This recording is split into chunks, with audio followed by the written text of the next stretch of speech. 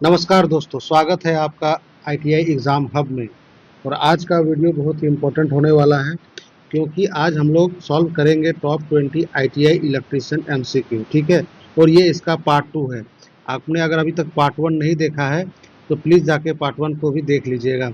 और ये 20 जो महत्वपूर्ण इलेक्ट्रीशियन का सवाल है, ये अब इलेक्ट्रीशियन का कोई भी एग्ज़ाम जो है, जो एनसीवीटी, एससीवीटी या सीवीटी का जो भी एग्ज़ाम है उसमें आने वाले हैं। ठीक है, कहीं न कहीं आपको ये इसमें से सवाल देखने को एग्ज़ाम में मिलेंगे। और आप देखिए, इसमें बहुत ही अच्छे-अच्छे क्वेश्चन जो है, वेरी इम्पोर्टेंट, जिसको हम लोग बोल सकते हैं, उस सवाल को मैंने लिया है। और ये सेशन आज बहुत ही महत्वपूर्ण होने वाला है। ठीक है, तो आप लोग जो है इस सेशन में लास्ट तक बने रहिएगा। और प्लीज़ अगर आप लोगों को अच्छा लगता है तो आईटीआई एग्ज़ाम हब को सब्सक्राइब कर लीजिएगा, ताकि आप लोग डेली प्रैक्टिस कर सकें क्वेश्चन का। आप लोग आईटीआई से जुड़े हैं तो आप लोग डेली प्रैक्टिस कीजिए। डेली प्रैक्टिस का वीडियो हम लोग लाएंगे। ठीक है दोस्तों, तो चलिए ज़्यादा लेट ना करते हुए हम लोग शुरुआत करते हैं आज का जो है वीडियो। चलिए क्वेश्चन नंबर 1 से देखते हैं। क्वेश्चन नंबर 1 कहता है कि एसी का मानक जो है वो किस रूप में व्यक्त किया जाता है।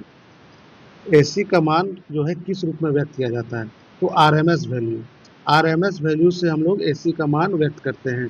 ये इंपॉर्टेंट क्वेश्चन है, ये सब सीबीटी में पूछता है, तो थोड़ा इसको ध्यान में रखिएगा। ठीक है, चलिए क्वेश्चन नंबर 2 पे चलते हैं। क्वेश्चन नंबर 2 कहता है कि ओम्स लॉ का क्या सूत्र है। ओम्स लॉ का क्या सूत्र है, तो ओम्स लॉ का सूत्र होता है V equal to I R. देखिए, आप देख सकते हैं, आप लोगों के लिए बनाए हैं कि कैसे आप लोग याद रखिएगा। तो देखिए, V ऊपर में है बाय आई इंटू आर। ठीक है, तो V equal to I R. ठीक है दोस्तों, ये याद रखने के लिए आपको आसानी होगा। चलिए अब हम लोग नेक्स्ट क्वेश्चन नंबर 3 पे चलते हैं। क्वेश्चन नंबर 3 कहता है कि मैगर का उपयोग किसके लिए करते हैं। ये देखिए क्वेश्चन हम लोग पिछले सेशन में भी बताए थे, शॉर्ट्स में भी बताए हैं कि मैगर का जो हम लोग यूज़ करते हैं वो इंसुलेशन रेजिस्टेंस मापने के लिए। हम लोग घर में जो वायरिंग करते हैं, घरेलू वायरिंग, उसमें इंसुलेशन को जो है मेज़र करने के लिए मैगर का हम लोग उपयोग करते हैं। ठीक है, अब हम लोग पहुँचते हैं क्वेश्चन नंबर 4 पर। क्वेश्चन नंबर 4 कहता है कि एक एचपी जो है कितने वाट का होता है। एक एचपी कितने वाट का होता है, तो 746 वाट। एक एचपी कितना होता है, 746 वाट। देखिए, आप यहाँ पर आपको एक मोटर भी दिखता होगा। ठीक है, ये सब आपको जो है वर्कशॉप जो है इलेक्ट्रीशियन का, उसमें दिख जाएंगे। तो एक एचपी 746 वाट का होता है। चलिए हम लोग पहुँचते हैं क्वेश्चन नंबर 5 पर। क्वेश्चन नंबर 5 कहता है कि एमसीबी का पूरा नाम क्या है। एमसीबी का पूरा नाम क्या है, तो miniature circuit breaker. Option number B, miniature circuit breaker जो है एमसीबी का पूरा नाम है। आप फिगर देख लीजिए याद रखने के लिए कि एमसीबी कैसा होता है, आप लोगों के घर में भी लगा होगा। ठीक है दोस्तों, क्वेश्चन नंबर 6 पे चलते हैं। क्वेश्चन नंबर 6 कहता है कि अर्थिंग का मुख्य उद्देश्य क्या है। अर्थिंग का मुख्य उद्देश्य क्या है, तो देखिए ऑप्शन नंबर सी, सुरक्षा प्रदान करना।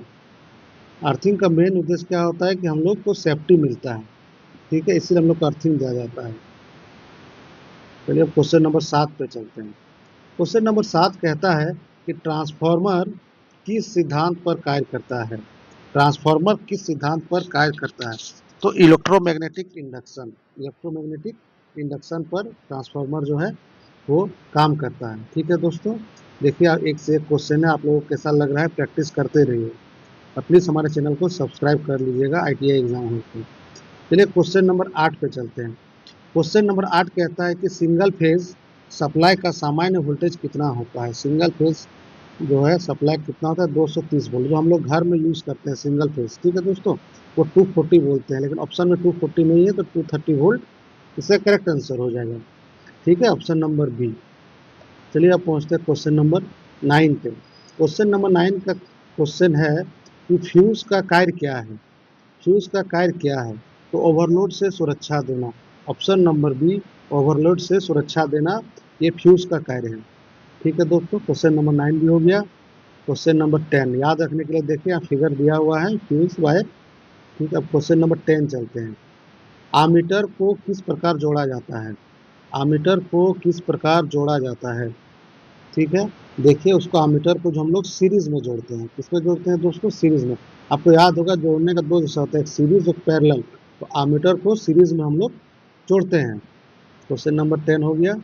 चलिए क्वेश्चन नंबर 11 पे चलते हैं। क्वेश्चन नंबर 11 कहता है कि वोल्ट मीटर को किस प्रकार जोड़ते हैं।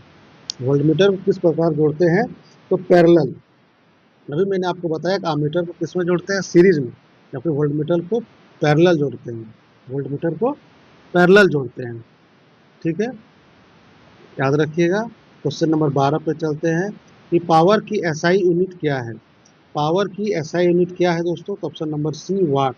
वाट जो होता है वो पावर की एसआई यूनिट होता है, ठीक है दोस्तों। चलिए अब हम लोग पहुँचते हैं क्वेश्चन नंबर 13 पर। क्वेश्चन नंबर 13 कहता है कि कैपेसिटर का कार्य क्या है। कैपेसिटर का कार्य क्या है, तो कैपेसिटर का कार्य है चार्ज संग्रहित करना। चार्ज संग्रहित करना कैपेसिटर का काम है, ठीक है। वो स्टोर करके रहता है, चार्ज को स्टोर करके रखता है, ठीक है। अब चलिए क्वेश्चन नंबर 14 पे चलते हैं। क्वेश्चन नंबर 14 कहता है कि फेज सप्लाई का सामान्य वोल्टेज कितना होता है। थ्री फेज का सामान्य वोल्टेज कितना आता है, 440 वोल्ट। 440 वोल्ट मैंने आपको इससे पहले वाले क्वेश्चन में बताया कि सिंगल फेज का कितना होता है, 230 वोल्ट। और ये थ्री फेज है, थ्री फेज का कितना होता है, तो 440 वोल्टेज, ठीक है दोस्तों। कैसा लग रहा है आप लोग क्वेश्चन, जरूर हमें कमेंट पे बताइएगा। अब चलते हैं क्वेश्चन नंबर 15 पर। इलेक्ट्रिक करंट की एसआई यूनिट क्या है। इलेक्ट्रिक करंट की एसआई यूनिट क्या है, तो एम्पियर। इलेक्ट्रिक करंट की एसआई यूनिट एम्पियर है। चलिए नेक्स्ट क्वेश्चन पे चलते हैं। Question number 16। रेजिस्टेंस की एसआई यूनिट क्या है।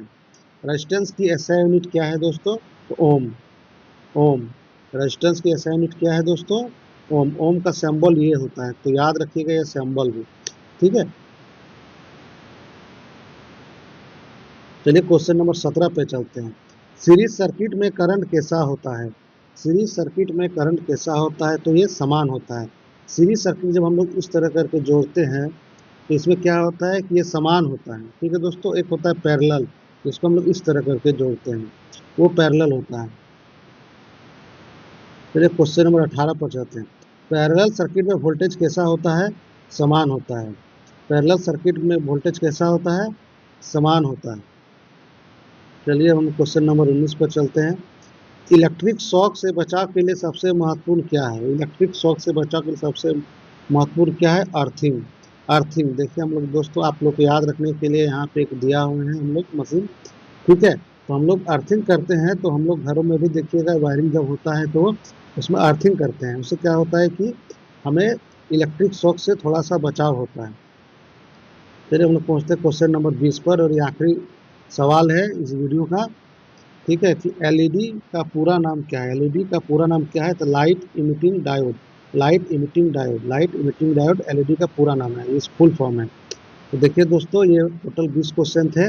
आप लोगों ने अच्छे से प्रैक्टिस किया है। आप लोग बताइए कि आप लोग कितने सही कर रहे हैं, ठीक है। आप लोगों को कितना ये सब याद है। और हम लोग डेली ये वीडियो लाते हैं, आप लोग प्रैक्टिस करते रहिएगा। और प्लीज़ हमारे चैनल को सब्सक्राइब कर लीजिएगा अगर आप लोगों को हमारा वीडियो अच्छा लगता है। तो ऐसे ऐसे रोज़ वीडियो इलेक्ट्रीशियन और फिटर का आप लोगों को प्रैक्टिस कराया जाएगा। साथ में जॉब के बारे में भी अगर नोटिफिकेशन आता है तो वो भी दिया जाएगा। ये पूरी तरह एनसीवीटी, एससीवीटी और सीवीटी एग्ज़ाम के पर्पज़ से हम लोग सेट करते हैं, ठीक है दोस्तों। तो आप लोगों को हमारा चैनल कैसा लगता है, प्लीज़ हमें कमेंट करके बताइएगा, और हमारे चैनल को सब्सक्राइब कर लीजिएगा। Thanks for watching. मिलते हैं हम लोग कल फिर फिटर या इलेक्ट्रिशियन के साथ। तब तक के लिए धन्यवाद।